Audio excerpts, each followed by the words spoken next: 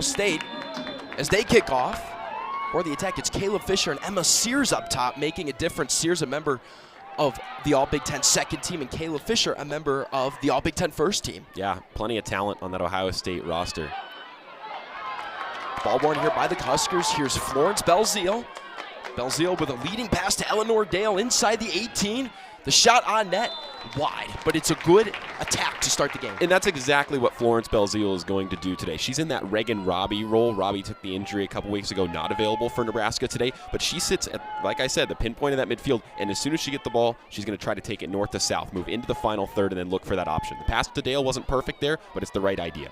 Florence Belzeal is a spark, to say the least. Anytime she steps foot on the pitch, something good happens for Nebraska. It's a beautiful day for soccer here in Lincoln, Nebraska. Again, Barbara Hibner Field, the site for this Big Ten quarterfinal.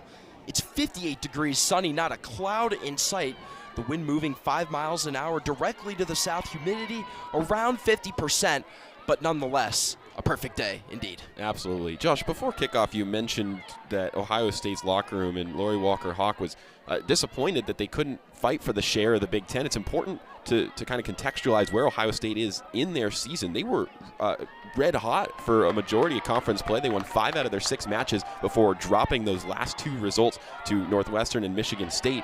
If they can sort of rekindle that form that they had in the middle of the season before the past week of play and those 2 losses, I mean, this team could easily win the Big Ten tournament. I mean, Ohio State ranked 25th on the year, 10-4-3, a record to finish the regular season. Jordan Zaid has that one taken away by Kayla Fisher. And Fisher's definitely one to watch out for. Josh, I know you mentioned she's all Big Ten first team, but really a locker room leader, an unpredictable attacker. And she'll start on that left side. That's where we see her lined up against Jordan Zaid right now, but she'll roam and she'll move around. It's going to be really hard. Nebraska will always have to know where she's at. Ohio State, again, is led by Lori Walker-Hawk in her 26th season.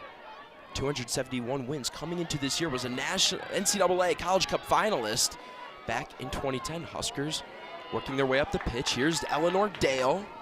Dale has Sydney Jones chasing. And a good shot on net. The Huskers getting good looks is Haley Peterson. This is where Nebraska is dangerous. This is the type of errors playing out of the back that Ohio State had the last time these 2 teams played.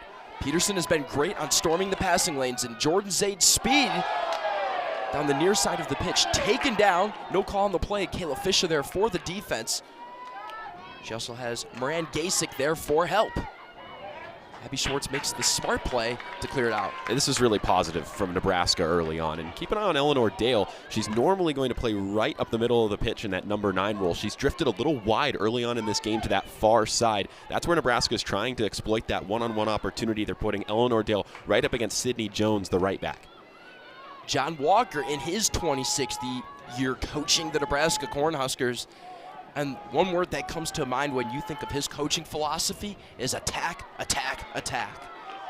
Sure, but it's all about the balance, you know, for John Walker and the way that his fullback specifically, because that's really what runs the show is for Gwen Lane and Jordan Zaid. If they want to push all the way up, it can leave Nicola Hawk and Lauren Anglem, the 2 center backs, in those precarious one-on-one defensive situations. But those fullbacks can also drop back. They can sit. They can hold in that 4 bank right now that we see, and they're a really tough team to break down. Ohio State doing their best to get by the Nebraska midfield. Part of that has been led by Sadie Waite. As a pass by Gianola, worked up the pitch, the shot on net, it's in for the Buckeyes.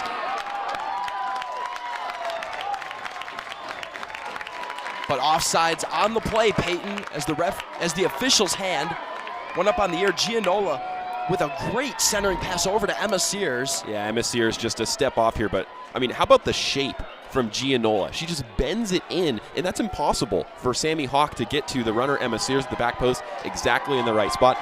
Look, just a step off, but the Ohio State that close on their first opportunity from breaking the scoreboard open. And that sends a message that Ohio State, like, for example, Peyton, I mean, Moran Gasick and Talani Barnett having the ball around the center circle, not having a great impact, and then just like that, they're able to turn the gears on. Right. Well, Emma Sears, she can turn the gears on. She finds an extra gear. She's the fastest player in the Big Ten. She runs at over 20 miles an hour. That's what has been clocked during conference play while she's been running. Peyton McNamara with a shot. wide to the left of Sammy Hawk, and out of play. Nebraska being tested so far in the first 5 minutes of play here. They have been caught on their heels at times, and now we know Ella Gianola coming into this match, able to set players up at will, and she helped facilitate that attack. Corner kick looming for the Buckeyes. Taking is Kina Flotra, the Norwegian native. Centers that over the 6, headed away by Sarah Weber.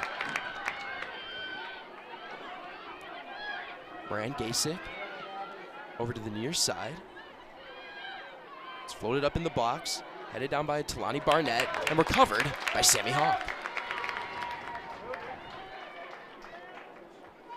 Josh, you mentioned Ella Gianola a minute ago. She was the one that created that opportunity with her pass in for Emma Sears that ended up being offside. Gianola is one of just 2 freshmen starting for Ohio State today, but Gianola's IQ and her vision looks so much better than what you would expect from a freshman. And there it is, attempting to feed Kayla Fisher right outside the arc. Recovering is Kina Flotra. Flotra inside the 18 now. Defended well there by the Huskers. Yeah, it's Nicola Hawk. It's an inch-perfect tackle from Sadie Waite, who was tracking back from her midfield role. She's a freshman, had a couple of opportune goals and assists earlier on in the season, 1-game winner. But there she's getting the defensive duties done. She's shutting down the cross. She's making sure she doesn't catch the player afterwards. Not really much Ohio State can do other than win the corner. Well, she's been great off the bench this year and at times has been called to start. Corner kick, here centers, finds the feet of Abby Schwartz. Yeah, she's the next starter up once Reagan Robbie was unavailable for selection. And the midfield has improved an increasing amount, as there's a takedown there against the Buckeyes. Abby Schwartz draws the foul. And this is a big part of Abby Schwartz's game. I'm not saying she's looking for that foul, but she knows how to put her body in the right position that when she feels the contact, she can almost always win it. She'll do that a lot in the final third, and Nebraska scored off some of those set pieces that she's won single-handedly. Kolis Sidlowski with the takedown there, sending a message to Abby Schwartz, one of the best playmakers on this Husker squad. Floated up ahead, Peyton McNamara right at the Nebraska end. Sadie Waite back to Nicola Hawk. Hawk looking for Weber. Sydney Jones with a couple headers to settle it down. Over to Flotra. Flotra sends that right to the Nebraska bench, and Gwen Lane has the throw-in. Josh, you always are curious heading into these win-or-go-home scenario-type games of how packed in both teams are going to play. Oftentimes in soccer, you'll see sort of that not-to-lose mentality. It's been really open so far, really encouraging. Ohio State pushing here. Sears on the play, finds her teammate inside the box. Save made by Sammy Hawk, and she deals with a deflection as well. She made a second save. Well, the Buckeyes still have Nebraska scrambling a little bit. That back line was not all in position. Somebody was out, and that was the reason that Fisher wasn't offside, or Dudukovic wasn't offside when she received the final pass. Ella Gianola with the takedown on Abby Schwartz. And Ohio State showing aggressiveness. You have to think it's about sending a message. You are on the road. Ohio State is hosting in Columbus, not on their campus specifically, but Columbus is the site for the semifinals and the finals of the Big Ten tournament. You'd like to think the aggressiveness is shown because they would be playing with home field advantage if they are able to go back. Yeah, absolutely. Played at lower.com field, the semifinals and final this year. Oh, shot up in the net! Score for Nebraska! You get it right on top of the laces, and it flies up and skies on you. And she caught it just perfectly. That's her best goal of the season by far. And Dale, who was tied for the team lead in goals last year, here she is, running up the pitch, trying to save this ball. And she's still working down that far side. That's where she made the original run from on the goal. That was one of those tactical things that John Walker was looking for at the start of the game. Eleanor Dale not playing quite in her usual role, and it's already paying dividends for the Huskers. And Dale, stats-wise, it's not the same as last year, tied with a team lead of 7 goals with Reagan Robbie. And this year, with the emergence of Sarah Weber, Abby Schwartz, Florence Belzile, Haley Peterson, hasn't had the most amount of touches, but coming through in the clutch with goal number 5 on the year. There's Jordan Zaid with the never-disappointing flip throw-in. Lauren Anglem attempting to feed Florence Belzile, cleared by Sydney Jones. Jones looking up ahead on the pitch. Fletcher nearly turns it over. Nicola Hawk battling with Emma Sears. And Josh, Ohio State had Nebraska sort of on the emergency break defensively a couple minutes before that goal. That's a gut punch to take if you're the Buckeyes, especially on the road early on. The next 5 or 10 minutes are crucial. How are you going to respond to going down by that goal? Are you going to ramp up the intensity, come right back at this team, or are you going to let Nebraska dictate play? And they've seen the best the Big Ten has to offer. We mentioned it in pregame. Back-to-back losses to number 1 Michigan State and number 2 Northwestern.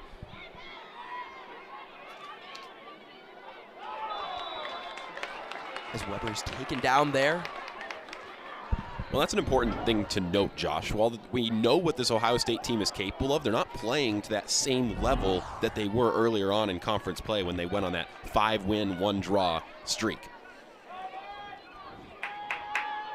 Goal kick here for Molly Pritchard. Pritchard, one of the 3 members on this Ohio State team to be part of the Big Ten freshman team, all freshman team. She joined the program in the spring of last year. She did workouts and has had a great year. 16 games played, 888 minutes played, 47 saves with 82.5% sitting for her save percentage.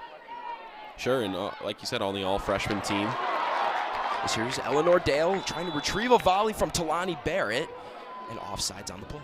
Yeah, Pritchard's really filled into her role. She's kind of a lanky goalkeeper, really great aerial reach. And I think, Ohio State was doing some rotation at the goalkeeper position earlier on in the year, and Pritchard straight won the job for the final stretch of the 2022 season. I think it has a lot to do with her command of her area. You don't see that a lot with freshman goalkeepers. And funny enough, the last time they had 2 keepers playing a game, again, the other keeper being the Pitt grad transfer Catherine Robinson, was actually against the game here on October 8th against the Cornhuskers. And since then, like you mentioned, Molly Pritchard has won the job, no doubt. What Nebraska does better than almost any team in the Big Ten is choosing when to press. You've seen Ohio State in their defensive third. We saw it most recently on the throw-in on this near side a couple seconds ago. Immediately give possession away from the Huskers. Those front 4 of Belzile and then Schwartz, Dale, and Weber, they all know how to just sit kind of behind the pocket of the player trying to receive the pass, and at the last moment they're going to jump in and try to intercept it. And they've gotten a lot of goals on chances like that. Ohio State with a good look here. Emma Sears chasing Sammy Hawk with a sliding clear. That's not all the way clear. Ohio State with a chance, deflected by Nicola Hawk. Great defensive presence. Lauren Anglem battling inside the 18, clearing it away from Emma Sears. And that's all you can hope to do, even if you send it out of play and Ohio State gets a throw-in. Getting it away from Emma Sears is the goal. Oh, absolutely. Get that thing away. No nonsense defending. If you get a clear shot at taking that thing, you get it as far out as you can. That shot sent wide, goal kick coming from Sammy Hawk, and actually, Peyton, it was the Huskers who broke a 412-minute, 44-second scoreless streak this year against the Buckeyes on October 8th. How about that? Over 400 minutes of no goals allowed. Yeah, I mentioned it. Nebraska saw Ohio State really right in the middle of that unbeaten stretch. They were the only team that actually took off points from Ohio State over the course of more than a month. And at that point, Kayla Fisher was the reigning Big Ten Offensive Player of the Year coming off of last year and had a goal in her 3rd straight game leading up to that. She and Emma Sears both scored and assisted in that game on October 8th. Gwen Lane taken down in the corner, draws the foul against Sears. Yeah, and Fisher absolutely Player of the Year contender in the Big Ten. I mean, I know that Michigan State, it's hard to look away from the Spartans this year from what they've been able to do in conference play, but I mean, Fisher certainly not far down on that list. Pass goes wide of McNamara. Dale battling with Maddie Lowe. Thrown by Sydney Jones for the Buckeyes. Maddie Lowe back to Talani Barnett. Barnett has been an anchor on this back line as Ella Gianola steps up. Nearly has that stripped away by Florence Belzile, but head coach Lori Walker-Hawk sung Talani Barnett's praises in our meeting with her. Yeah, she did. She called her the most talented center back in the Big Ten, and just a really high IQ player. She's progressed so well throughout her career. A senior now, started every game this season, and she's just the rock that keeps everything defensively together for the Buckeyes. I had her down as the rock as well, Peyton. And Barnett getting her first All-Big Ten first-team nod, previously on the All-Freshman team in 2018, and a member of the third team the past 2 seasons. Josh, I know we got both eyes fixated on this match here, but looking elsewhere in the Big Ten bracket, number 7, Rutgers taking on Northwestern, the 2nd seed on the road. Rutgers scored in the 8th minute, so the road team up over there in Evanston.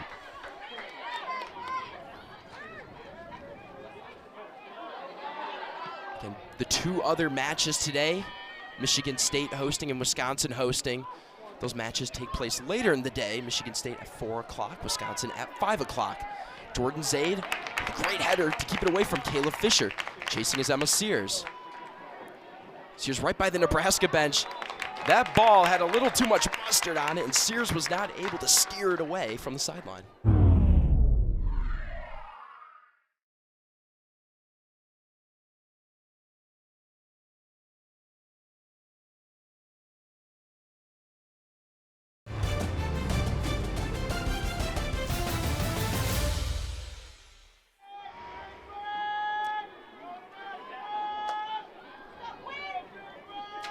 Ohio State 6-1-2 on the road this year. There's a reason they have a number 25 in front of their name in all of NCAA rankings. Absolutely, and some big non-conference wins over other ranked opponents as well. Ohio State, they deserve that number in front of their name. Free kick, Sydney Jones taking it for the Buckeyes right in front of the Nebraska bench. Just under 29 minutes to play in the first half. The Huskers lead 1-0 off the foot of Eleanor Dale. That free kick floated in, headed away by Barnett, settled on by Sears. About a half bicycle kick to throw it near the net. Huskers turn it over, and offsides on the play.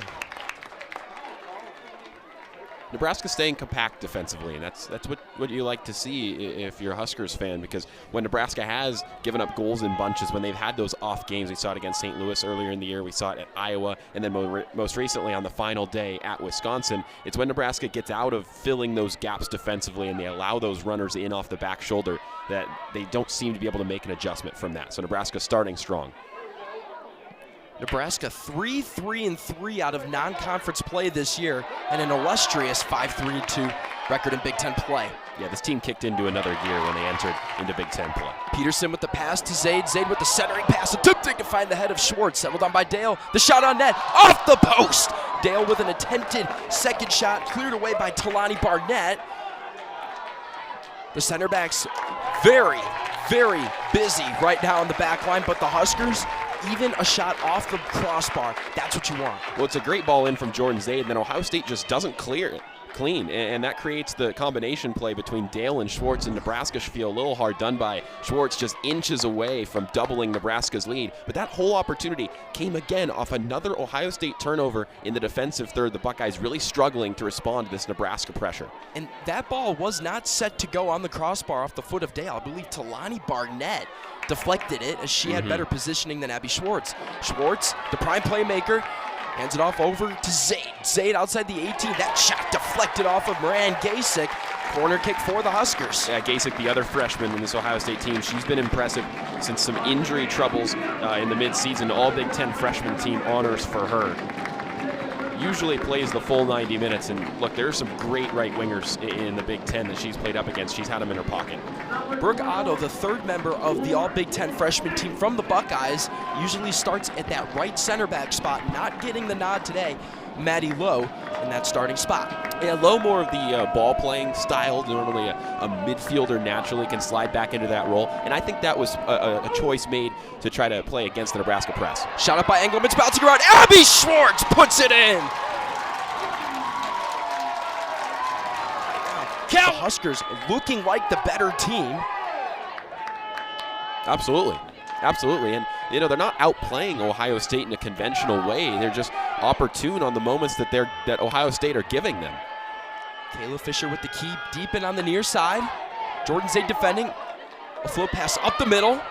Big save by Sammy Hawk. And what a move this was going forward, and Sammy Hawk just absolutely equal to the attempt. That was Peyton McNamara with the chance. McNamara, 5 goals on the year, so we've seen her do that before, and It's like the ball's on a string as she takes it past defenders. But Sammy Hawk, she closes down the angle well. It's exactly what you're taught to do as a goalkeeper defending one-on-one. The corner kick, way high. Bouncing around and cleared by Haley Peterson.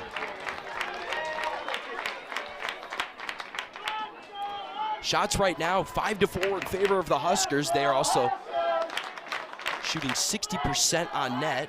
The Buckeyes shooting 50% on net. Ohio State leading the fouls department, though, 5-4.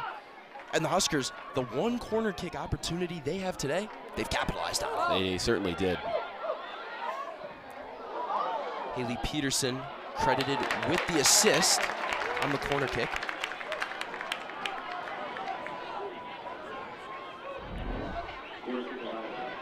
This is a little messy from Nebraska. Jordan Zaid tried to play it. She kind of lost it off the top of her head, then couldn't get out of the way as Nicola Hawk's clearance attempt bounced right back off of her. It's time to settle in if you're Nebraska. Ella Gianola with the free kick goes wide. Yeah, not a great corner. Didn't catch it quite right.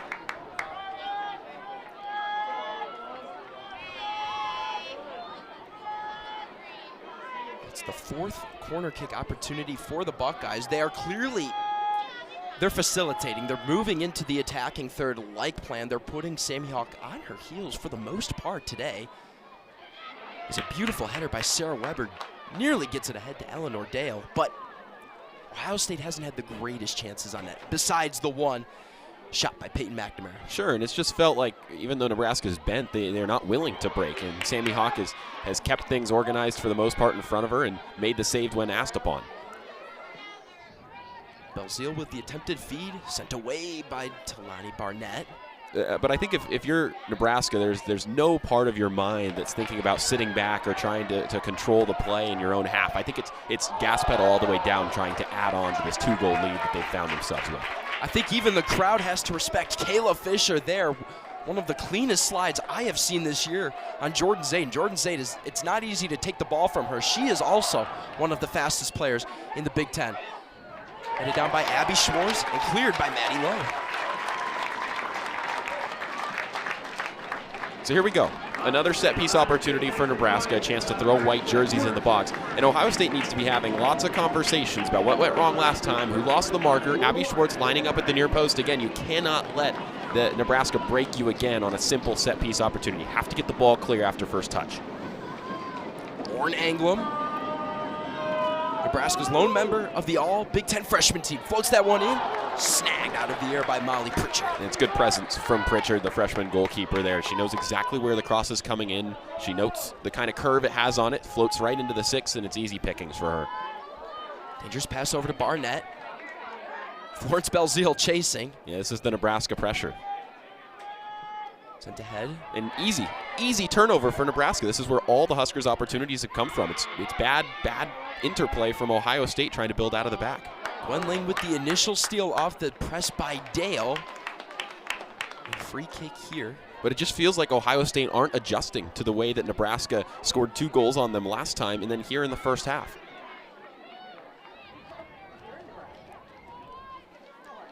"22 minutes exactly left in the first half. Sent up by Anglem. Headed up by Jones, sent down. Coming up for help is Wait with the pass over to Zaid. They love this move, giving it to Zaid on the near sideline. Zaid has that one taken away by Moran Gasick. Stole it by Haley Peterson. Peterson with the gritty move and the fake out. The shot on after she gets by Barnett. The attempted bicycle kick by Dale. That one's off the post by Sarah Weber. Dale with the recovery. Here's one shot. That one's headed toward Bob Devaney, centered by Gwen Lane. Nebraska's still all over them. Ohio State is so lucky to still be in this game. It's a great move from Haley Peterson. The ball's in the right spot. And Eleanor Dale, if you're going to go for the bike, she committed to it and so close, cleared off the line. I mean, it's chaos in the Ohio State box right now, and the Buckeyes really need to figure it out. This is really uncharacteristic for this team that has looked just dominant and organized and like a juggernaut at points this season. Nebraska just fully have them rattled. Dale forces the deflection off Kayla Fisher. She looks at the line official and can only just wonder what is going on with this Husker attack. They're storming my opportunities. Well, yeah, and Fisher's frustrated, and rightfully so. When Ohio State are at their best, it's about wing play. It's about getting the ball to Fisher and Sears directly from the back line, Talani, or directly off the goal kick from Molly Pritchard. It's been a lot of short passing interplay at the back that's cost Ohio State. I think it needs to be more direct, trying to get it to that wingers and let them flaunt their dribbling skills. Haley Peterson taken down by Kaylin Dudukovic. Dudukovic has that taken away by Sadie Waite, but she draws the foul against Haley Peterson. Haley Peterson taken down initially pretty hard by Dudukovic, and Peterson returned the favor there. It just feels like Nebraska are locked in right now, Josh. And there's always certain plays, Peyton, as Anglem taken down there as well. I think usually you don't see frustration until the last 20 minutes when a team is down. We are seeing it in the first 30 minutes of this match. Absolutely, and you're going to see the physicality pick up in the next few minutes. We've already seen it sort of ramp up after that last Nebraska opportunity, but Ohio State feel desperate in their play and in their actions right now, and as those attackers get more frustrated and more desperate, you're going to see more lunges at Nebraska players with the ball at their feet. John Walker has him where he wants him right now. Weber's shot deflects off of Jones. Chasing is Jones. Schwartz's slide, no good. Fed up to McNamara. McNamara up the pitch. Looking for Sears. Sears back to Jones. Up to McNamara. McNamara gets by Sadie Waite. Cross pitch over the center circle. It's Gasick. Gasick up ahead toward Kayla Fisher. Jordan Zaid defending. The matchup to watch today, Kayla Fisher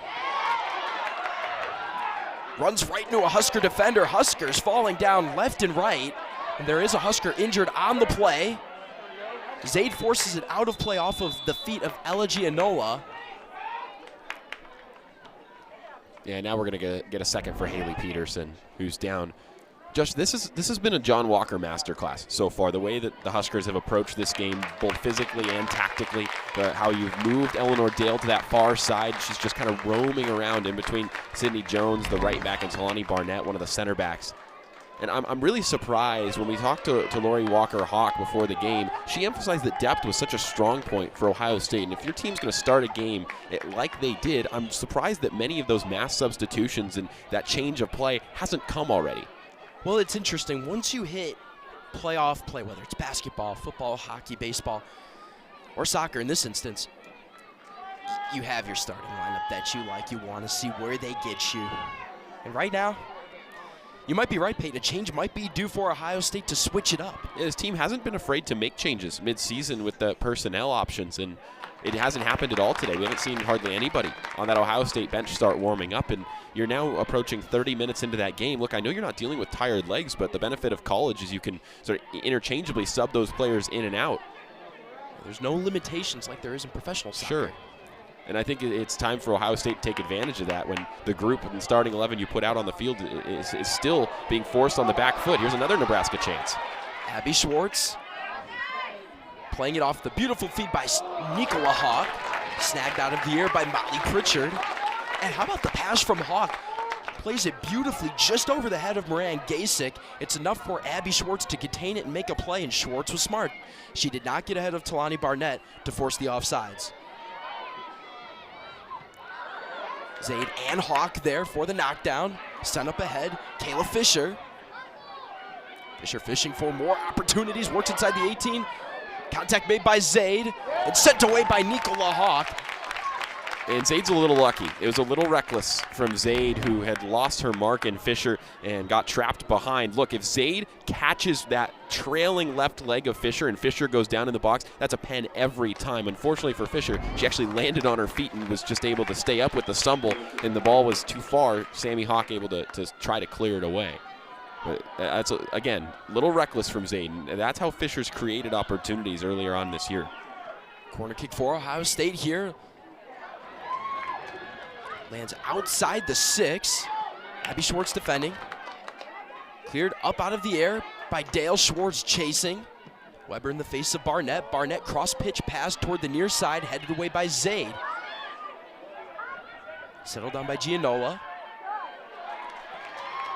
Kina Flochu trying to penetrate toward the arc. It's taken away by the Huskers. Florence Belzeal.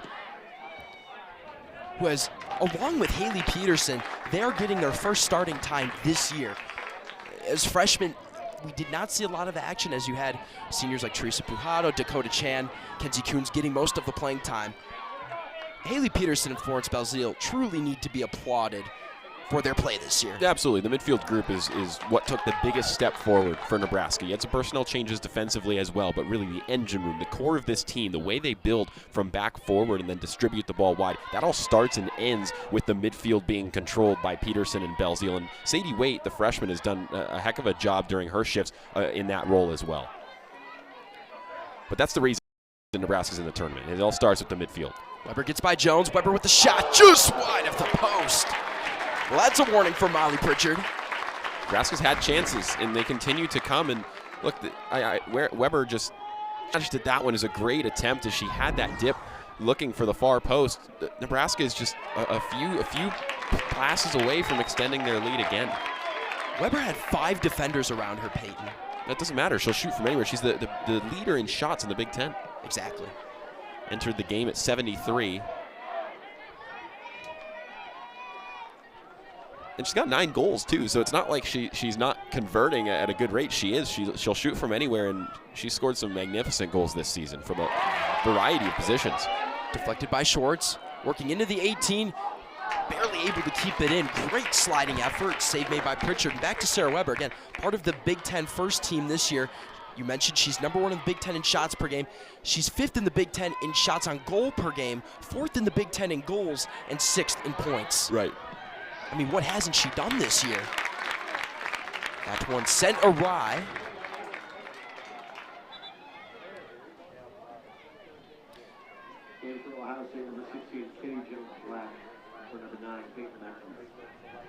Substitution here for the Buckeyes. All right, and Ohio State finally making changes, but you have to wonder if it came too late. If the Buckeyes would have found a route back into this game 10, 15 minutes ago, has that change been made earlier? Corner kick for Ella Gianola. Kitty Jones-Black in for Peyton McNamara. Corner kick sent up, headed away by Weber. Ooh, very close, very close. And it was just glancing off the back of a Nebraska player. Hawk had no chance to get to it if that crept inside the post. Well, and it had a nasty spin, too. I mean, just wide of the post. Another corner kick set to take place here for the Buckeyes.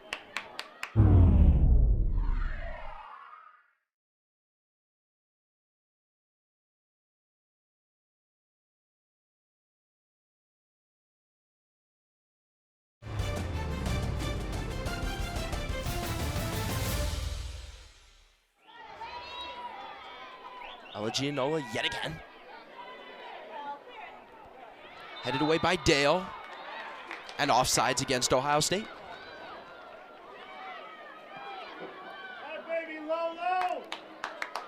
And we really have not seen too much action from Emma Sears. The only action is the 3 fouls against her. Right. She was one step off for the really first Ohio State opportunity of the game that she put in the back of the net. It was ruled off due to offside. Headed up by Kina Flotra. But since then, she's hardly touched the ball, and that's a problem for Ohio State because Fisher and Sears are your best 2 playmakers going forward, and when you utilize the wing play, again, I keep saying it, but you get the ball wide and good things happen for Ohio State. Kayla Fisher going left to right, defended by Sadie Waite. Sends it back to Sydney Jones, back over to Fisher. Fisher surveying, hefty block by Florence Belzile. Talani Barnett recovers. Back over to Maddie Lowe. Lowe looking for Sears. Bounces off of Angleman Lane. Up to Sarah Weber, defended by Barnett. Ohio State able to keep Barnett with the throw-in.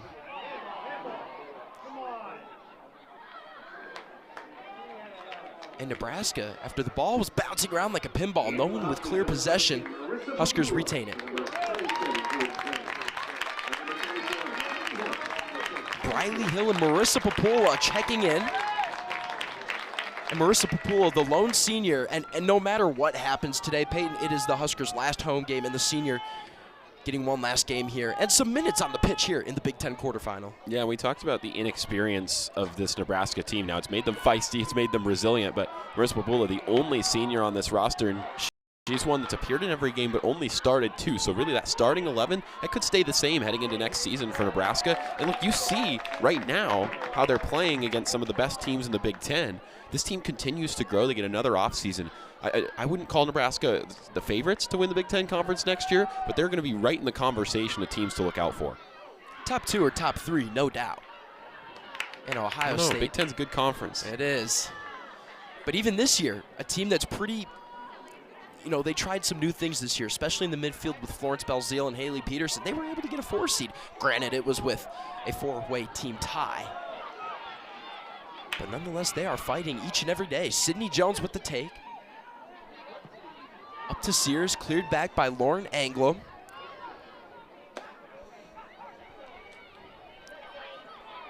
And Gwen Lane and Lauren Anglum have done a great job.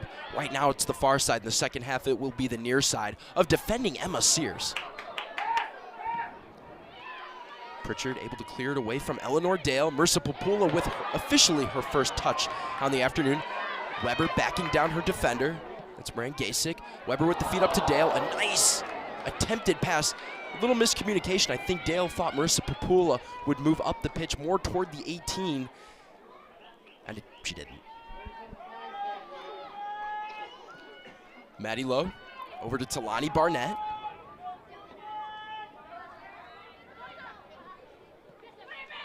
Helped up and cleared by Marissa Papula. Sent back to Molly Pritchard.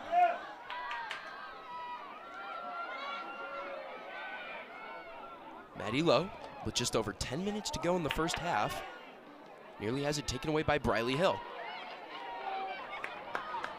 A foul on the play against the Cornhuskers. It's against Florence Belzile. Lowe with the free kick.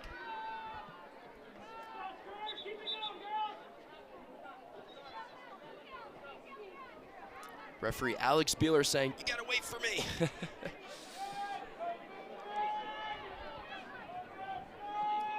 Now it's good.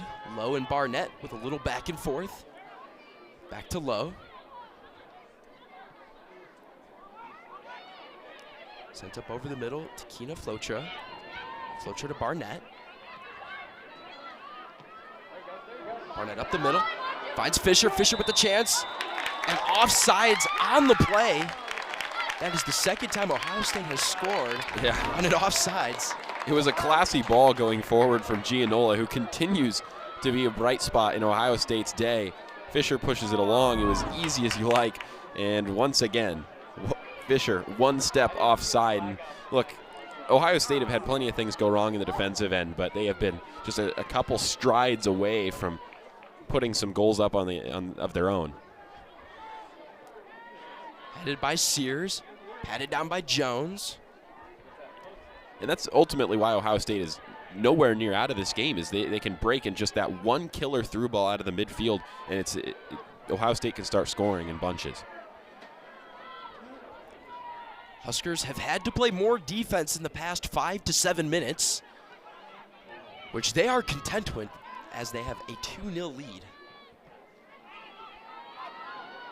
Barnett nearly turns that over. Lowe recovers.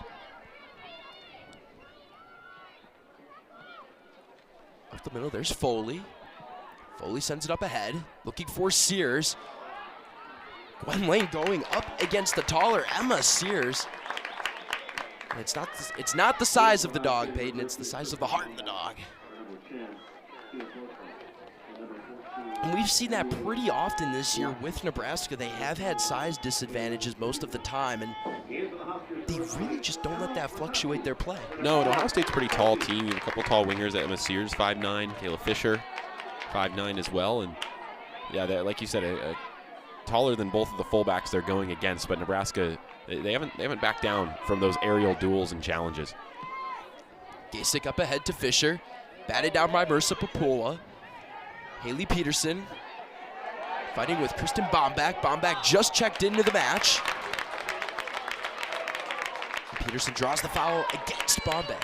Yeah, Bombach gives Dudukovic a chance to get a breather and rest. And Look, Bombeck, it's not the same sort of presence at the number 9 position, as she has just 1 goal on the year, but she can really control play and be that target player up front.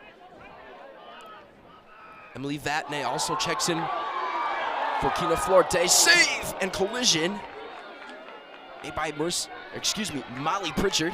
Yeah, it was Briley Hill who went sliding in. Let's hope both players are okay. Those kind of situations can be dangerous. I mean, this is more sloppy play defensively from Ohio State. There's no reason, looking at it from Ohio State's perspective, that Briley Hill should be anywhere near that ball. That should be easily scooped up by Pritchard, but it's a little bit of a miscommunication between Barnett and Flotra, and then with the goalkeeper, Molly Pritchard.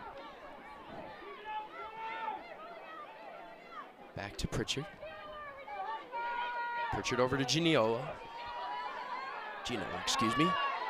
defended by Eleanor Dale. And taken down by Sarah Weber. Again, Weber usually plays on the opposite side of the field, but she comes over for help occasionally, running often north and south, at least to our perspective. Sure. Well, you sub in Briley Hill, who is more comfortable on that left side moving forward. She can cut in and shoot on that foot, and you move Sarah Weber over, who's pretty versatile, good on both feet, and a really well-rounded attacker. So it's stylistically Nebraska, once the personnel changes, that you're going to shift some players around and get some different matchups. Ohio State wins that battle. And the story of the day for Nebraska, it's been about those wingers going one-on-one with Ohio State's fullbacks. Kitty Jones-Black, back over to Maddie Lowe. Lowe looking for Sears. Vatnik working toward the far sideline. She wanted that header, but it was deflected by Nebraska. Lowe receives the pass from Jones, back to Lowe. Over to Talani Barnett.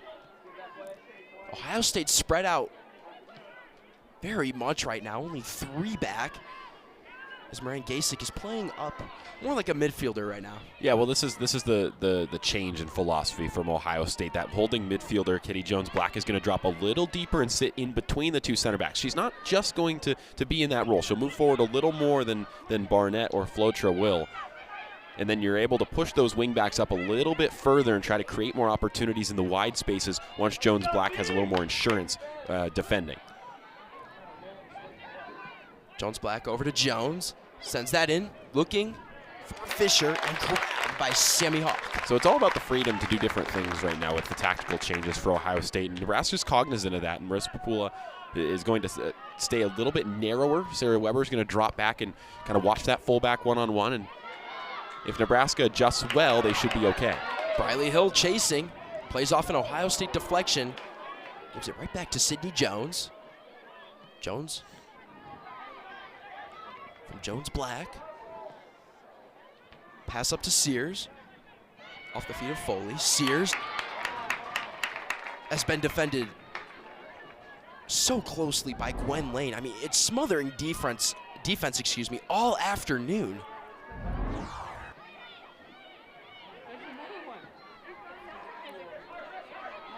Fisher on the near side with Papula defending. Papula forcing her inside, going left to right. The shot.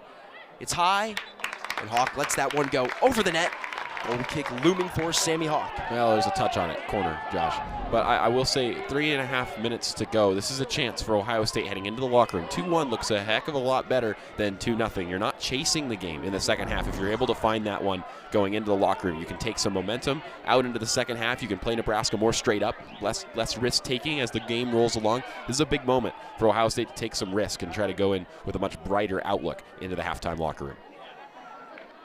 A tip on the shot. Good call there, Peyton. Ella Gianola. The corner kick. It's cleared by Nebraska, Lauren Englund specifically, and really with the corner kicks as Gianola is taking those duties today. They haven't been the most accurate. They're either way wide, don't even go near the net, or they're way too high. Mm-hmm. And you're foiling your own opportunities. It's almost like an unforced turnover. You have set pieces which are so crucial in this sport, and they've almost blown a couple opportunities. Moran Gasick back now. Maddie Lowe with the hefty kick inside toward the 6. Sammy Hawk takes it after one bounce. Just over 2 minutes to play here in the first half.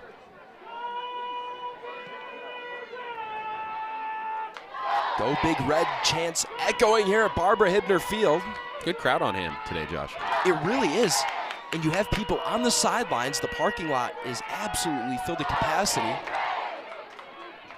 As Sydney Jones is a little slow to get up. Well, I'm not surprised. It's an exciting time in the Nebraska soccer program. We mentioned it pregame. We were talking about it. This team hasn't been in the Big Ten tournament since 2018. They haven't hosted games like this in a really long time. They never have, really. No, not in the Big Ten anyway. But back in 2018, that first-round game, Nebraska did play Ohio State. They beat Ohio State in penalties, and really since that game, Nebraska hasn't reached that level of a pinnacle in one of their soccer seasons since. This has been a long time coming for this Nebraska fan base that wants to get behind this soccer program. 7 wins coming in today for the Huskers as Emma Przowski checks in, as we've seen her do late in matches this year. Sammy Hawk sliding to keep the ball away from Vatney.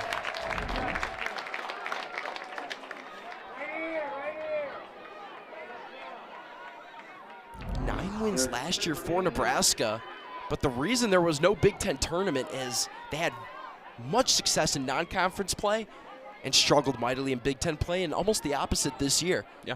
Which you would obviously rather have the latter. It's playing your conference that matters the most. Well, and also you want to see progression over the course of a season. You want to see your group becoming more cohesive, especially if you have a lot of young and inexperienced players like Nebraska did at the start of the year. This is a completely different team than the one that was playing in non-conference play. Waite jumps the passing lanes with 30 seconds left. Huskers might have a shot at one more rush, and it's a free kick for the Buckeyes. Yeah, now you push all the numbers back. Look, it's going to be 10 white shirts, and then you have Sammy Hawk wearing blue. All of them are going to be behind the ball right now. You're going to see out these last 20 seconds of the half, and you're going to feel really good about those first 45 minutes if you're Nebraska. Clock stops momentarily at 19 seconds. And picks back up. Sarah Weber at the top spot right now. Headed away by Anglem. 10 seconds and counting. Jones with one last shot toward the net. Maddie Lowe with the last touch for Ohio State this half. And Peyton, if you can believe it, Nebraska up 2-0 going into halftime. Yeah, it was an incredible 45 minutes for the home side. Nebraska could be 45 minutes away from its first Big Ten tournament semifinal since 2018. Ohio State, well, right now it's going to take a miracle. Yeah, you're staring going back home in the face. An early exit from the Big Ten tournament. And look, Ohio State probably looking ahead at the NCAA tournament anyway. The RPI rankings sitting them in the low 20s. Look, this game's a lot bigger for Nebraska when you're talking about the ramifications of the NCAA tournament. Nebraska right outside of the bubble, their RPI sitting at 70. Of course, 64 teams led into the tournament. So I think Nebraska, you win this game, you give yourself a better chance. I think if you're able to advance to the final, of course, it's looking ahead, you know. But that could push Nebraska into one of those spots to make the NCAA tournament for the first time in several years. Shot way over the head of Molly Pritchard and over the crossbar.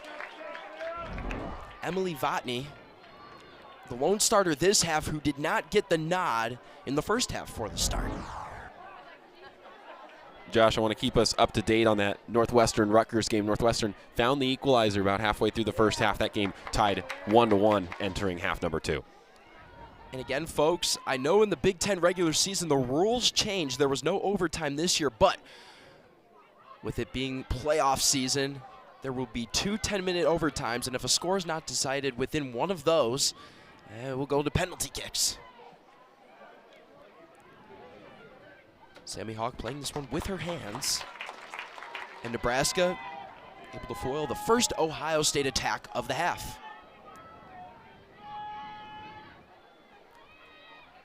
Nebraska coming back out with the 11 that started the match. Sarah Weber will go back on this left side.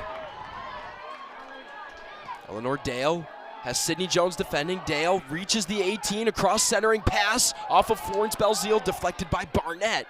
Down goes Belzile inside the box. Well, Belzile, it almost caught her perfectly. It was tangled up in her legs as she was making the run, the deflection right there. That's a tough one to corral because you don't see it coming. You don't expect it to bounce off the defender in such manner.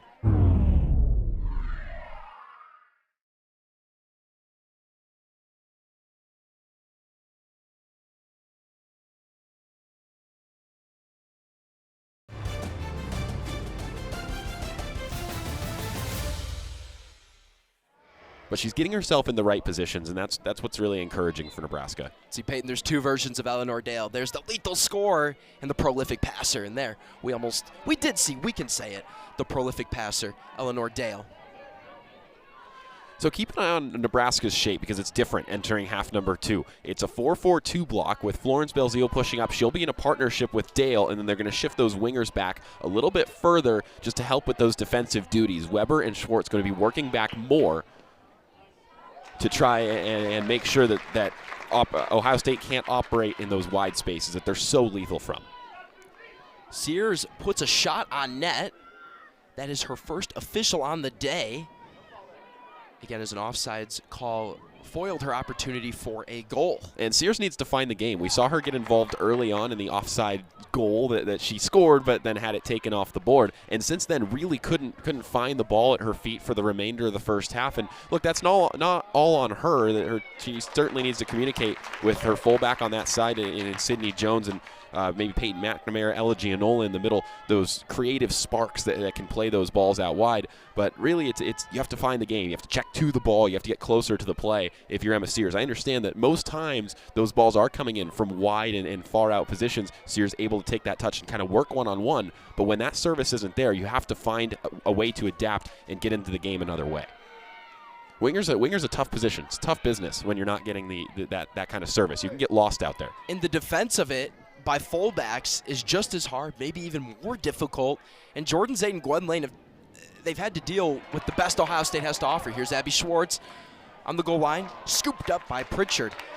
But to my point, you have to deal with Kayla Fisher and Emma Sears. Right. Sears defended by Lane, Zaid defending Fisher. And John Walker, over the past couple of years, and Mersa Papula is an example of this, he loves to shift players around. Gwen Lane and Jordan Zaid, naturally wingers.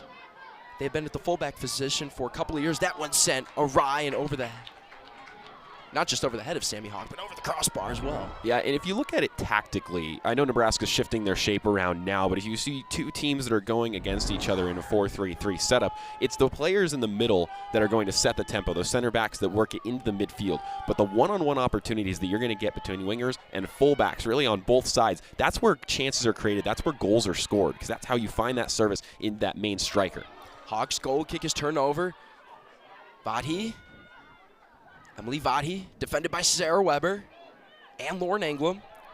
Doesn't like the look. Back over to Jones. Jones moving left, moving right, getting shifty. Weber defending Jones and Vadhi right now. Jones, cross-pitch pass around the arc. It's taken by Abby Schwartz. Schwartz working against Foley. Clears that one up to Dale. Dale has Barnett defending. Dale attempting to put the brakes on, and a clean steal by Talani Barnett. And Barnett does a great job of getting solid positioning. She's able to level her hips with Dale and really get her feet right where Dale has the ball kept. Yeah, it's exactly how you're taught. You stay square to the defender, you keep those feet sort of perpendicular, and then you wait for the moment that ball's right out in front, and you remain poised and stick your foot in and try to win it back. And look, Tawny is one of the best in the Big Ten at doing exactly Jones that. feeds it to Sears. Sears is centering pass, working over, attempting to find Peyton McNamara. It's kept away by the Huskers. Yeah, all things considered, it's been a great first opening few minutes this second half for Nebraska. I know they're not jumping all over Ohio State. They haven't had any clear-cut chances yet, but they're coming out on sort of that same tone physically and tactically that they did in the first half that allowed them to get on this front foot. I think it would have been a nervy 45 minutes. It still could be a nervy remainder of this game if they give up one of those goals. But right now, Nebraska's still playing and controlling this game up 2 goals. Just under 6 minutes played here in the second half. Ginola up to Fisher. Sliding takeaway by Zaid. Finds its way back over to Jones Black. Jones over to Gianola, and her shot attempt finds the feet of Sammy Hawk. And we've seen Hawk do this a lot. We haven't really seen other goalkeepers do it as well. Hawk likes to wait till the last minute to pick it up. and really almost get in the defender's head. Sort of. It's just wasting time. You get more of those seconds off the clock before you have to play the ball. She's allowing her players to sort of set up in the way that they want to move forward. And you talk about that progression. It all starts at the goalkeeper. So the fullbacks know how wide they want to play when Sammy Hawk gets the ball. So when Hawk can wait on it, it gives those players more time to get into position before Hawk has to play it out.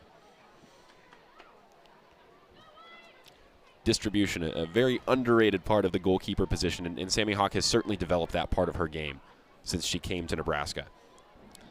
And Peyton, for the longest time, Nebraska's last win against a top 25 team was against Penn State in 2018, but this year it came against Penn State 2 Thursdays ago, where they defeated the 24th ranked Nittany Lions 4-2. Yeah, they were close to breaking that streak when they were leading Ohio State here at home a couple weeks ago. Then got it the next week against Penn State. That just speaks to this team getting better and better, and they're able to hang right with teams of greater and greater quality, especially at home. I mean, they made this place somewhat of a fortress in recent weeks. Abby Schwartz draws the foul against Sydney Jones. Free kick here, a set piece coming for Nebraska. That's Ella Gianola, with the foul. Besides the corner kick Nebraska has had this game, or the couple of corner kicks they've had, I should say, this is one of their best looks. Weber set to take. Feeds it up. Lane with the shot. On net. Snagged out of the air by Pritchard. Fascinating set-piece routine there from Nebraska. A little bit of smoke and mirrors as it looks like it's going to be Weber that lofts it in, and then instead you just get the tap over to Gwen Lane, who takes the direct shot. It's all about trying to catch the goalkeeper off guard from that distance. You're expecting the goalkeeper, if you're faking that lofted ball in, you're expecting the goalkeeper to cheat towards that back post, cheat up towards the top of the 6, and get out of position. Ohio State on the attack. This is one of the best attacks we have seen them have. Ball over to Sears in the corner. Center pass sliding is Sammy Hawk. That was Kayla Fisher with the initial penetration to try and maybe play a deflection off of Hawk. And you're going to see a lot of this. Sammy Hawk not really in any rush to resume play. It's actually Emily Vatney, one of the captains for this Ohio State squad. Jones over to McNamara. Back to Maddie Lowe.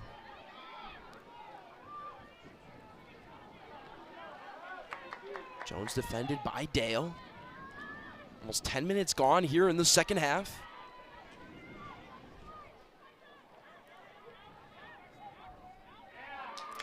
Miscommunication on the play between McNamara and Barnett. And it's another poor pass from Ohio State, and easy turnover for Nebraska. It's good communication defensively for Nebraska. That midfield bank of 4 players all staying within their roles. It's sort of zonal marking right in the middle of the pitch. And you see those runners that for Ohio State moving horizontally on the pitch. Talk about that east-west movement to try to open up that passing lane. Nebraska's staying with them step for step. Zade's illustrious throw-in. Boylan sent out of play by Ohio State. Making its tournament debut today, Josh. We've seen it plenty in the conference, but never in the Big Ten tournament. Jordan Zade, just the sophomore. Nice pass up ahead by Dale, sent away by Barnett. Fisher defended really well. Up the pitch by Jordan Zade. Another throw in here from Zade. Just a normal throw in, Peyton, this time. Nicola Hawk, who has really taken her role as the right center back to a different level this year. Yeah, she's been very, very good. That back line was the biggest question mark entering the season for Nebraska. Who was going to fill in for personnel? Remember, Hawk is the transfer, Anglem the freshman. So neither of them were on that Nebraska back line this year. You knew you were going to have big changes. Who's going to fill those shoes and sort of be a leader back there? Because you need somebody with great communication skills, and both Hawk and Anglem have done it really well.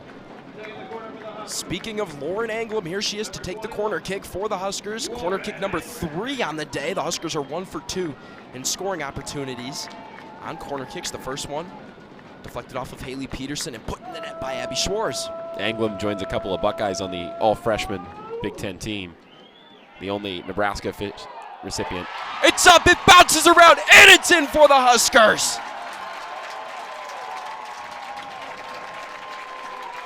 now back really at the forefront of that Nebraska attack where she belongs, and back with that killer's instinct that she had when she first came to Nebraska. You're going to get 1 or 2 touches in the box, whether that's with your foot or either of your feet, and you have to know how to put it in the back of the net, and Dale's done it twice today. Lauren Anglem gets the assist, and Dale, it was just a sly goal to begin with. And the way she played it, it was effortless and it was clean. It almost didn't look like she even touched it. Right, and now it becomes really difficult for Ohio State. You only have 30 minutes remaining in this game. You're down 3 goals. You're going to see Ohio State take more and more risk, and Nebraska, you just have to pounce on one of those opportunities. You throw a couple players forward on the counterattack, and that could put this thing on ice. Impressive from Nebraska. It is a slippery slope right now for the Buckeyes. As remember, they have a chance to go home to their own city if they come away with a win. Right. But down 3, that's tough. They've never allowed more than 3 goals this year, a record of 0-0-0. Talani Barnett rushed with a clear send-up toward Emma Sears.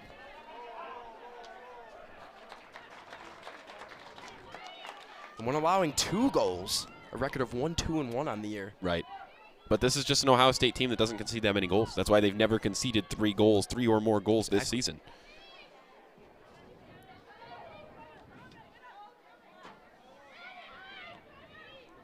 Maddie Lowe over to Talani Barnett. Again, one of the bigger storylines for the Buckeyes is Brooke Otto usually getting the start at right center back, not getting the nod today as Maddie Lowe, one of the other captains for the Buckeyes, gets the nod. Another interesting note, Josh, Ohio State has not lost to an unranked opponent this year. When playing unranked opponents, 10 wins, 2 draws, 0 losses. Nebraska looking to be that first unranked team to take down the Buckeyes this year. So it's been the Giants of the conference play and outside of the conference that have gotten to Ohio State when they've faltered. Kitty Jones-Black slow to get up, the senior out of Waianae, Hawaii. Little shaken up on the play. Talani Barnett went over to make sure she was okay, and walking up off under her own power, always great to see. Free kick. Here's Sydney Jones. Jones just over the arc. Knocked away by Eleanor Dale. Florence Belzile is just everywhere. I mean, Jones has the ball. She's on Jones. The ball works its way to Barnett. She's on Barnett. England there for initial defense. Weber with the clear. Does it stay in? Yes, it does. Dale chasing. Dale chasing Sears specifically. Works her way over to Maddie Lowe. And again, this is where Florence Belzile slots up. She moves from her midfield spot as more of a side mid, and now she's one of the 2 front runners for the forwards of Nebraska right now. Ball goes off of Emma Sears off the pass from Sydney Jones. Just over 30 minutes to play. And the Huskers get the throw in. Huskers with an all-time record of 4-3 in the Big Ten tournament. Again, folks, they've been in the Big Ten. And Sarah Weber takes a hefty hit from Sydney Jones. The crowd does not like it one bit. The ball was trickling out of bounds. It wasn't out yet. Weber thought it was out of play, and that's why she wasn't ready to take the contact again. Now here's the kind of wholesale changes from Ohio State that I expected to see in the first half when they got down that pair of goals. This is a new look team with four different players coming on the pitch, and if anything can provide that jolt of energy, sometimes it can be that new personnel with fresh legs. Kina Flotra in for Ella Gianola, Kristen Bombick in for Emily Vatney, Kaylin Dudakovich in for Maddie Lowe. That's a card, yeah. A yellow card. It goes against the Huskers. Schwartz is third on the year, but this is overly physical play. It's clear that Talani Barnett was just trying to clear the ball, and Schwartz totally late on the contact. Yeah, the initial header by Belzile. I mean, just no chance that Schwartz is going to get to the ball there, and she's not playing the ball either. She's just kind of throwing her body at Barnett. Barnett completely defenseless. It's like a defenseless receiver in football, you're trying to make the play. You don't even see her coming. There's nothing you can do, and Schwartz goes right into her and takes the yellow card. The trainer out to check on Barnett. Yeah, we'll see if she's okay. Barnett would be a huge loss to this Ohio State team. She may not be the one that's scoring the goals, but she's the glue that kind of keeps everything together. When you build out of the back and kind of work that ball, the progression into the midfield, she's that last player that touches it. Athletic trainer Katie Walker in her 12th season checking on Barnett right now. And that... First team all Big Ten for Barnett. I know we mentioned it earlier, Josh. And that will do it for Talani Barnett for now. Again, we don't know the official ruling. We'll keep it that way as Barnett exits momentarily. Again, Abby Schwartz with a yellow card with 29 and a half minutes to play here in the second half for Unsporting. Brooke Otto checked in for Kitty Black-Jones. And the substitution.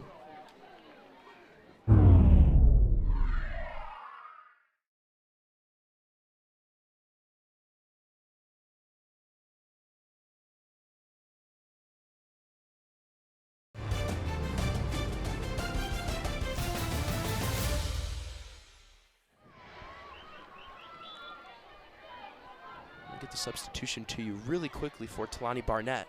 That one sent in near the 6. Yeah, Anglem didn't catch it perfectly off her head like she wanted to. Would have rather conceded a throw or tried to get it away than concede the corner. But Anglem's been in the right positions so far today. And she's a freshman, and the way that she's grown since the start of the year has been really incredible to watch. Foley checks in for Barnett. That corner headed around. Finally cleared by the Huskers.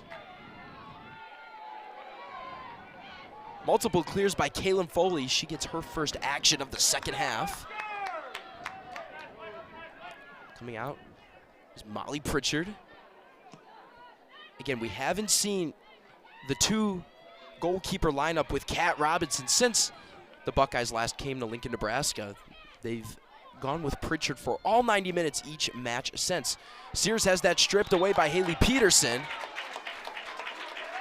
And Peterson draws the foul against Sears. And Sears is just in dismay at points. We've seen the frustration when she had back-to-back fouls earlier in the first half. And, you know, she kind of, the cones that hold the ball up, she kind of kicked one to the side. And it's understandable. I mean, when you're your team leader in goals, team leader in assists, tied for the team lead in shots, team lead in shots on goal, and points as well, there's going to be frustration. Right, she's used to being involved in that interplay so much more in the way that Ohio State plays, and obviously frustration is going to come out from that when you're playing in a big game and you don't get that kind of production or that chance to work with the ball at your feet. It's a little uncharacteristic to watch this game unfold for Sears, as she really just can't find the flow of it. Emma Prozowski and Briley Hill check in for the Cornhuskers. Florence Belzile and Abby Schwartz get their first rest of the game. There's Prozowski, someone who usually plays late in the first half and usually gets extensive time in the second half, thus being the case today. Here's Weber outside the arc, puts a move on her defender. The shot, it's in! Mamma mia! Sarah Weber again! And these are stars for Nebraska that have not played in a bigger game in their college careers. It is a program that has not been in the tournament since 2018. And when you finally get to that moment, you finally get to that game where it matters, and it's the stars that show up. I mean, both Dale and Weber have been absolutely incredible today. Weber gets her first goal on the afternoon as she works her way near the center circle. I mean, this Nebraska team is going to take a lot of momentum going into Columbus if they keep playing like this. Talani Barnett back in for Caitlin Foley, and Barnett she had moves put on her by Sarah Weber, and that's how the shot attempt was created. And Peyton, I know I said Weber strikes again, and when I referred to again, I mean, Weber has done it so many times this year. I mean, the team's leading goal scorer. It's just no surprise to see it, her 10th goal on the year. And I think the entire conference is and should be just blown away by the way that this Nebraska team is looking and playing right now, because this is not the Nebraska team that they've had to face in the conference the last few seasons. I mean, Ohio State still was the favorite coming into this game today, and again, Nebraska's showed why they are such a difficult team to play against. They're inexperienced, but man, they are resilient. They will capitalize on the errors. They capitalized on the errors so well against Ohio State last time, and they've doubled their money in this game, and they've done it even better. They've stepped it up to a whole new level. Nebraska scored 2 goals last time out. Fisher with the shot, save made by Sammy Hawk. They've doubled their goal total, and they haven't allowed a goal. They allowed 2 last time to Ohio State, and this is also a team. You talk about the inexperience. First of all, they are so much fun to watch. That's the first point. Yeah. The second one, 13 wins over the last 3 years. Yeah.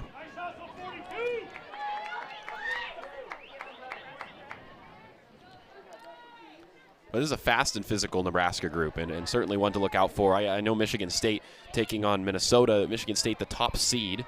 That game later tonight. We'll see who advances to take on Nebraska in that semifinal game. If it is Michigan State, the top seed, that's a team that doesn't know Nebraska very well. And Nebraska is certainly capable of upending favorites in those types of games, especially in a neutral setting. Any opponent right now, whether it's Ohio State currently, any teams in the Big Ten, or a possible NCAA tournament team, they need to be ready for Nebraska. This is a team, first of all, they're actually the only single-digit win team in the Big Ten tournament right now. Yeah. That just speaks to this team getting better since non-conference play. All the teams that they tied with in Rutgers, Penn State, and Ohio State, they all had strong non-conference play and went into conference play with more momentum and a better record. But it's just the fight of this Nebraska team. And they beat the right opponents. That's why they get to play at home. But this Nebraska team hasn't seen Michigan State so far this year. And if Michigan State does go on to advance, I think that plays right into Nebraska's hands, because if you don't know Nebraska very well, they can be really difficult to play against. And Ohio State does know Nebraska well, and I mean, look what's happened regardless. Emma Sears defended by Sarah Weber, a marquee matchup, sliding. Deflection by Sarah Weber. And especially Nebraska looks well coached today. They're getting in the right positions. Look at Sarah Weber. She's tracking back defensively. That's not her top duty. She's a winger. But she's tracking back defensively because that's part of her role in this 4-4-2 system. She needs to create the 2-on-1 opportunities when Ohio State gets the ball wide. She's asked to stop the service. She does exactly that. And look, it's another Ohio State attack that's died out. Marissa Papula doing the dirty work. Absolutely fighting with Kina Flotra. And draws the foul. At first, it was actually a late foul call. Papula goes down, and then the official makes the call. The crowd ecstatic here, as you love to see the hustle from the senior, again, no matter what, in her last home game. Lauren Englam's free kick. It finds Dale. Dale with a centering pass to Haley Peterson. Cross pitch over to Marissa Papula. Chance to break in transition for Ohio State. They've had almost no presence in the transition game all today. Fisher's pass up ahead over to Sears. Save made by Sammy Hawk. Yeah, she was offside. Yeah, Sears was a good bit offside there. Wouldn't have gotten to that ball had she been onside. Englam was absolutely in the perfect spot. She was the one that pushed Sears offside. If Englam's out of position and too far back, keeps Sears onside, that's absolutely a goal. Saved by Sammy Hawk as well, as Sears tried to go back door. I almost like Emma Sears having playing the play out, and Sammy Hawk doing the same. You get to see Hawk tested there. She made a spectacular save. Yeah. And most likely would have had to make a second save. But unsung hero of that play, absolutely Lauren Englam. And Englam is truly playing like a junior or a senior, even though she's a freshman. I mean, that was one of the questions coming into the year for the Huskers. As Emma Sears chasing the ball, Gwen Lane and Lauren Englam in defense. Sears on the goal line. Centering pass over the middle. Deflected by Nicola Hawk originally. Back over to Sears. Works her way inside the 18. Sliding deflection made by Gwen Lane. Telling her to stay in her lane. Back over to City Jones. Jones. Soft bouncer to Sammy Hawk. But to the credit of Nicola Hawk and Lauren Englam, like I mentioned, Englam is a freshman out of La Vista, Nebraska, playing like a junior. Nicola Hawk, coming from Germany, she's a junior, getting her first Division I action, and she seems like she's been in the Big Ten for 3 to 4 years. Mm-hmm.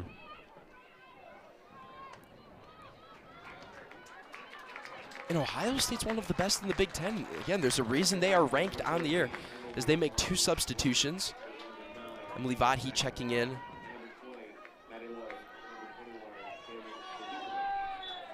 Emily Vadhi checking in for Ohio State.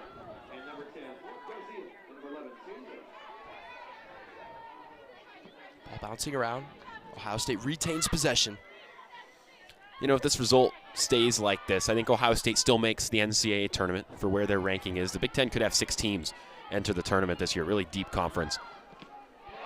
But I think it might be time for sort of a reality check in that locker room. And Lori Walker-Hawk told us that it was difficult coming back into the office this week and getting this team back ramped up. Some players may be ready for the season to end, not picking up the regular season title. Others excited for this postseason berth. And you have to get everybody on the same page, and this doesn't look like a team today that's on the same page. This is a team that lost their last 2 games of conference play. This, if the result holds, is going to make it 3 straight losses. That's not something that's happened at all to Ohio State this year, non-conference or conference play. And heading into the NCAA tournament, whatever seed you get drawn as, you're going to be playing quality competition. That's why it's the NCAA tournament. And this is a team that's going to get knocked out very quickly. If they continue to play like this, they need to find a way to sort of rekindle that energy that they had earlier on in the season. Unforced turnover by Sammy Hawk leads to another attack by the Buckeyes. Deflected by Hawk, over to Shores. Shores clears it to the Ohio State bench. Under 20 minutes to go here in the second half. Barnett was slow to get up earlier in the second half, back on the pitch. Her first action was when Sarah Weber actually scored on her, getting by her quickly and elusively. Papula in good position on Fisher. Over to Florence Belzile. Belzile takes the loose ball, sends it up to Barnett. Barnett defended by Dale. Over to Moran Gasic. Little touch pass with Gianola. Back to Gianola.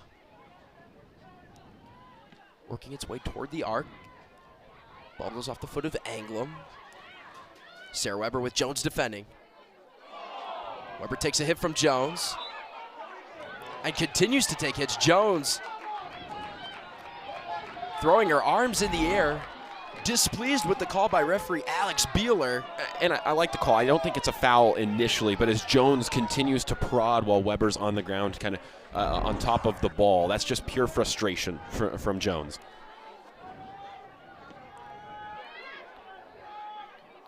Free kick by Anglem. Goes off of Dale, finds Weber. Weber defended by Vadhi. Jones battling with Weber again. Weber with 3 defenders around her, still working, and 3 might be enough.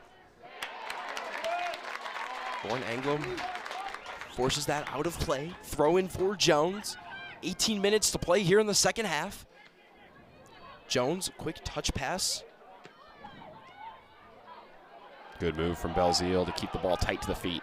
Belzile has improved her footwork over the year, and her speed, I think, has only increased over the season. And it's not just sprint speed, it's quickness. It's that lateral quickness and that ability to move quickly with the ball, change direction.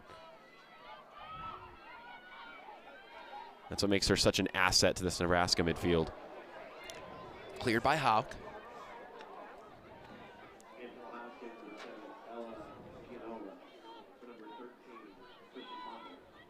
Substitutions for both teams. Gianola checking in for the Buckeyes.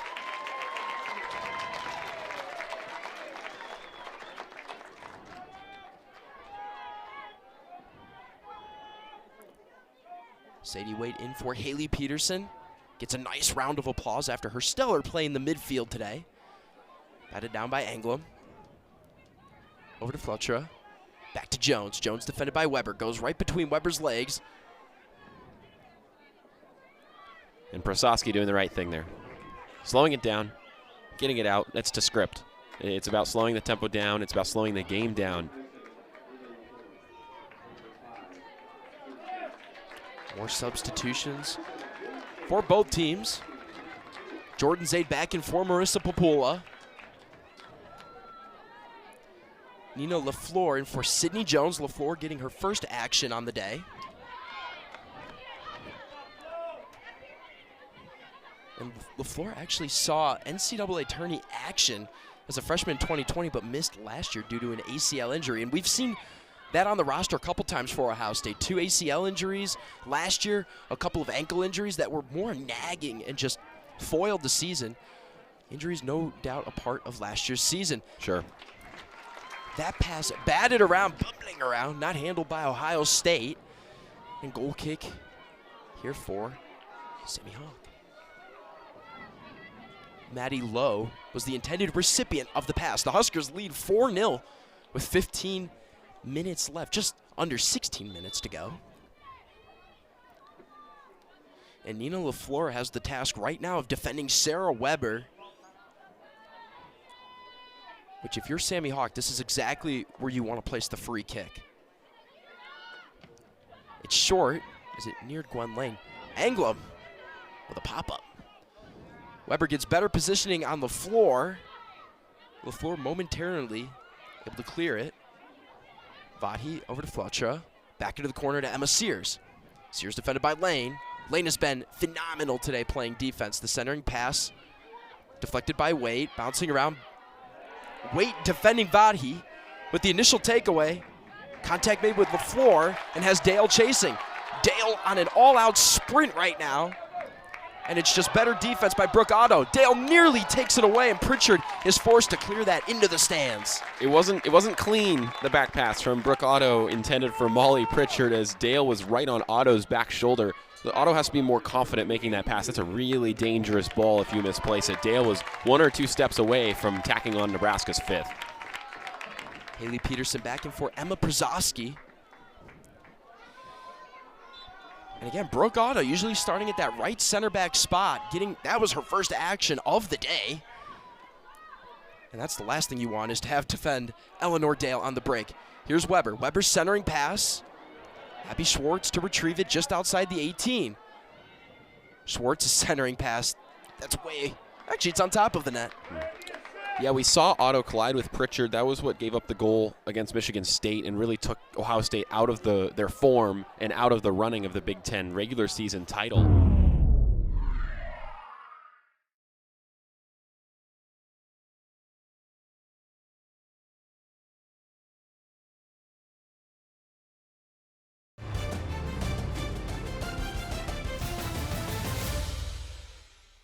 And since then, Otto's playing minutes have been so sometimes there, sometimes not. It was the decision not to start her today. I'm not sure if that's one that paid off for Ohio State, as the back line just didn't look cohesive. And I'm not sure if she's that missing piece, or it's a unit, it's a collective effort that wasn't there, at least in terms of communication for Ohio State. And you see that in the set piece goals that Nebraska scored today, both the second and the third goal coming off directly from corner kicks. And Peyton, I mean, you and I have been doing games for 3 years, and what you preach all the time in the games is these set pieces are so vital. Hauck takes the contact from Kayla Fisher. And she had better positioning there. But with set pieces, even here, it gives you a chance to get a good header like that from Belzio and give Dale a chance at the rush. Barnett does a good job of recovering there. But even if it's in your defensive third or your attacking third, maybe even right smack dab in the middle of the field, a set piece is crucial.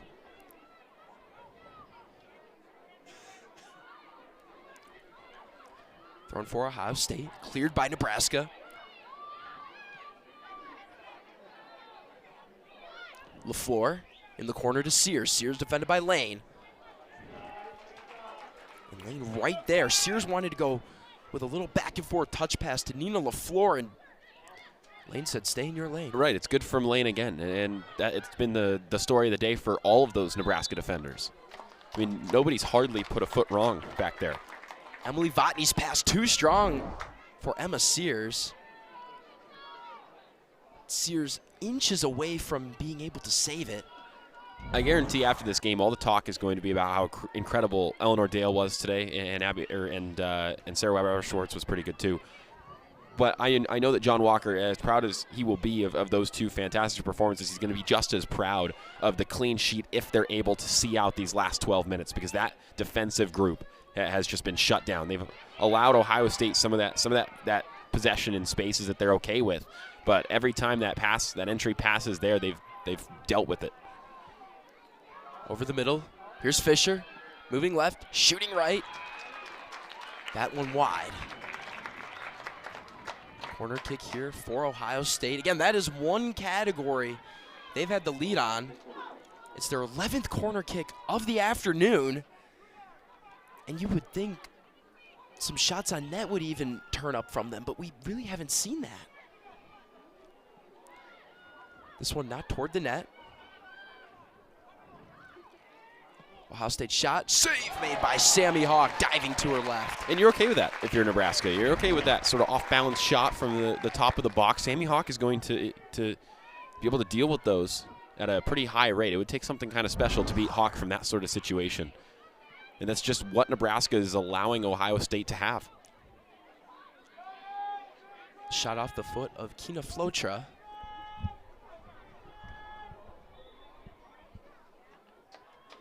Nebraska regains possession. Just under 11 minutes to play here in the second half. The Huskers with a commanding 4-0 lead over the Ohio State Buckeyes. And this thing's on ice, Josh. I mean, this thing, it's time for Nebraska to see it out.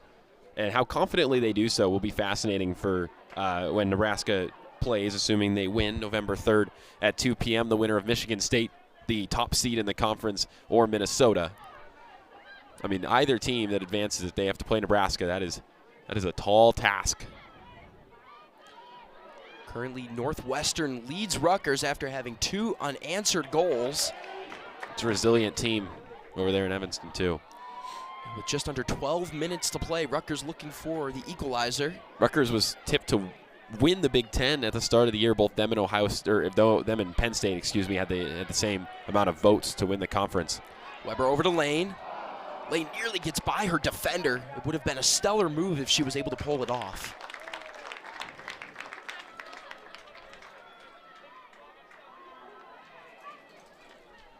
Under 10 minutes to go here in Lincoln.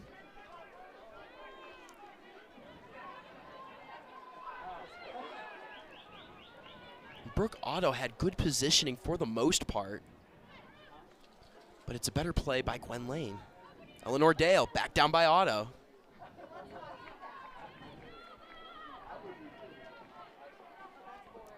John Walker's crew most likely content with wasting clock at this point.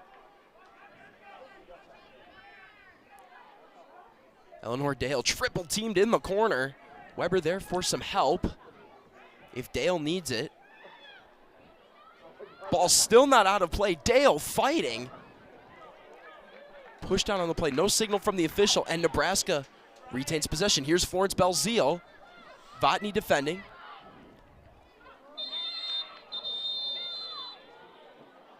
And that's a yellow card against the Huskers.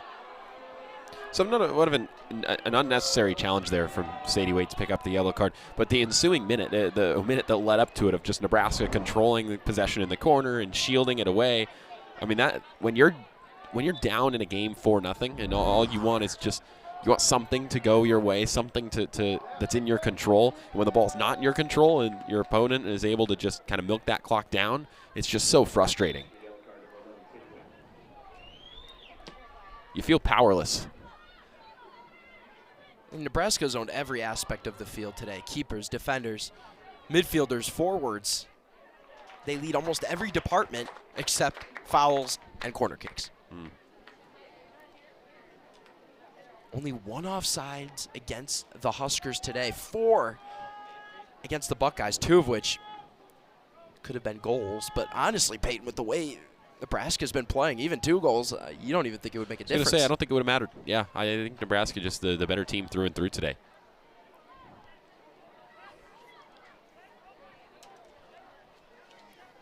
Just over 8 minutes to go. Marissa Papula checks back in for the Huskers. And Josh, if it stands as is, it would be Nebraska's biggest win on the season. They haven't beaten any of their opponents in non-conference or conference play by more than 2 goals. And to do that against a ranked team and by 4 goals, now we'll see how it finishes up, but the way it's looking out. But to win by the margin of 4 goals against number 25 Ohio State is, I mean, that's a statement. That is a statement win. Again, only 1 other time this year have the Huskers reached 4 goals. Eleanor Dale chasing, Otto defending. It was a close play the other time. That same exact situation happened. Dale almost got a clean shot on net. Again, the Huskers beat the 24th ranked Penn State Nittany Lions 4-2 2 Thursdays ago, on Thursday, October 20th. So the Huskers they've shown the power to put up the four goals. It will be twice this year. And Ohio State walks that one out of play, but a corner kick, and Big Red Nation. I was going to say, I don't know about that one. Big Red Nation not too content. Yeah, it's just the defensive effort that's so impressive today for Nebraska. Yeah, it looks like a goal kick to me, Josh. Elagianola gets the kind call. Floats in inside the 6. This is probably the best corner of the day, and it goes wide to the left of Sammy Hawk. Honestly, I do stand by that. That is the best corner kick of the day. Yeah. Best shot, and it was. I don't think Sammy Hawk is too concerned. She's not just ball placement, but she's just locked in at this point. That's what the Buckeyes have tried to do this year with those corner situations. You put a couple players at the back post, and you use the aerial height on those crosses. Now, there's pros and cons, of course, to all of those strategies. Ohio State uses the height that they have in the box as a tall Ohio State team, but it is harder to play that ball more consistently to that spot with height, and we've seen that go wrong a couple of times on previous corners. That was the first one that I remember those put in the right spot, Josh. Sarah Weber slow to get up. Makes a hand gesture to Alex Beeler that she's okay, but very slow to get up here. And if I'm John Walker, I think it's time to take him out. Yeah. You know, you have to play in a couple of days against what could be one of the best teams in the country, right, and the best team in the Big Ten, no right. doubt. Yeah, you're playing on Thursday in Columbus. You have to travel. You have the travel time. You have the short week, and I mean, this thing is all but over. It's time to make sure that Sarah Weber is okay for that game, as Weber's still slow to get up. And Brooke Otto, I just heard her say loud and clear, I don't care what score it is, let's finish this game, play it out.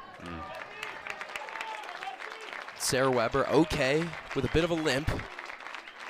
Briley Hill checks in. Yeah, that would be tough for Nebraska if she's not available. That changes the complexity of, or the complexion of this Nebraska attack. So hopefully she's okay.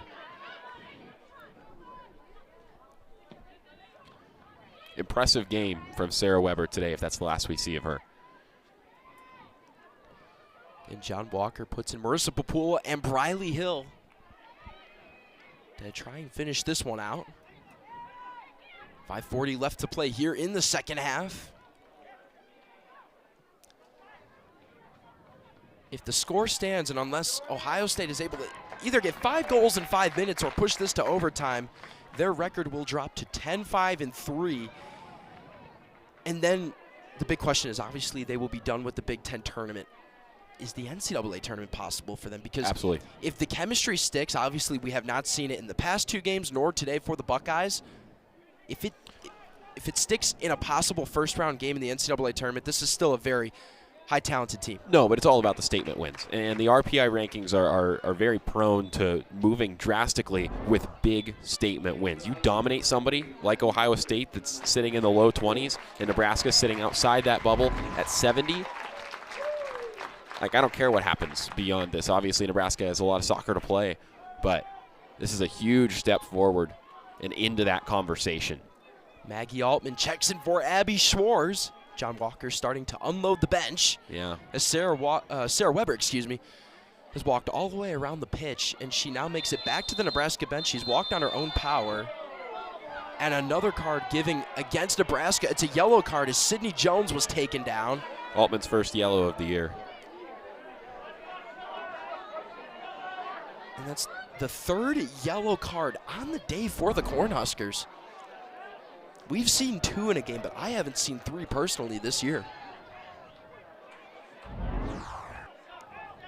Pritchard out into her own attacking 3rd for the free kick. The hefty boot, deflected up.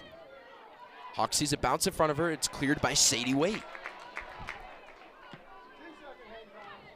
Surrounded by Marianne Gasik. Gasik with a couple headers back and forth with Emma Sears. I mean, finally, you're okay with that if you're Nebraska. You know, it's Ohio State that needs to settle on it. If they want anything out of this match, they want a consolation goal to take home. That's what they have to do. Eleanor Dale's throwing. Knocked away by Otto. Cleared up to Vadhi. Vadhi over to Gasik. the far side.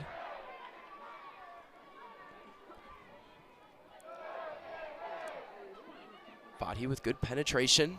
Good foot in by Nicola Hawk.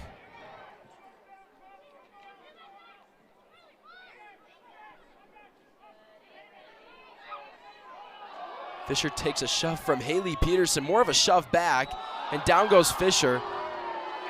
The call against Marissa Papula there.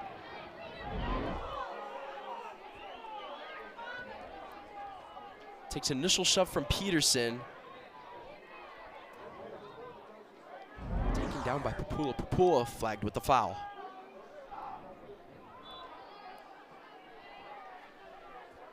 Free kick awarded to Fisher. The shot scooped up by Hawk. And how good's Hawk been today? It's the distribution, it's the communication, it's the command of your area. Oh, and is Hawk okay? A little bit of an awkward play. The ball hit the ground and then was able to stop it. She fell on it. So here's the free kick. Just looks awkward. I wonder if the ball hit her the wrong way. She seems okay, walking up off under her own power.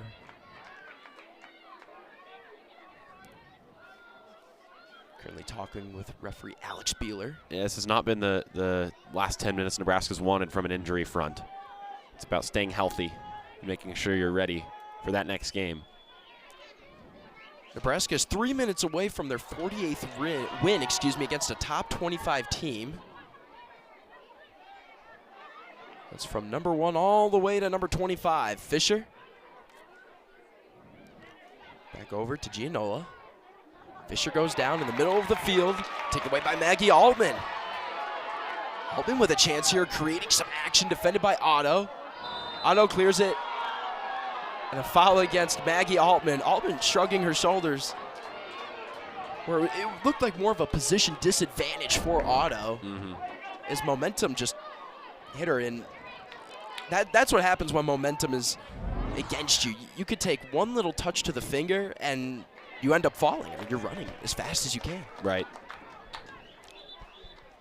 And staying with a little bit of the Sammy Hawk discussion, we had a chance to talk to her, and she noted that she's really proud of the team's development this year. Our forwards have been everyone in the group has just clicked really well, and you know, when we have nerves, those are good, and we need that adrenaline to help take it to the next level. Sammy Hawk came over from Arizona last year, was plagued by injury. It was a little shaky at the start of the year, but since Big Ten play, Peyton, she's been one of the best. She's been in the conversation for top 10 in saves per game and total saves in Big Ten play.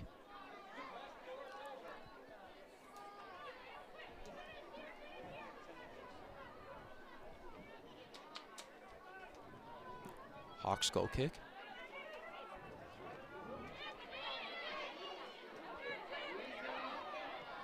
Altman defending Jones. Przowski's attempted clear goes off of Jones. Sammy Hawk. And now 60 seconds. Nebraska wants to keep the clean sheet. It matters. You can tell to the 11 players that are still on the pitch. I think it's part of the reason that the starters defensively are still in. 1 minute left. It means a lot for the pride for this Nebraska team to close this one out.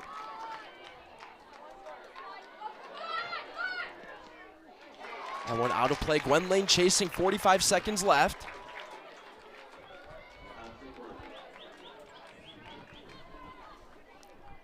And Nebraska owned the matchup today.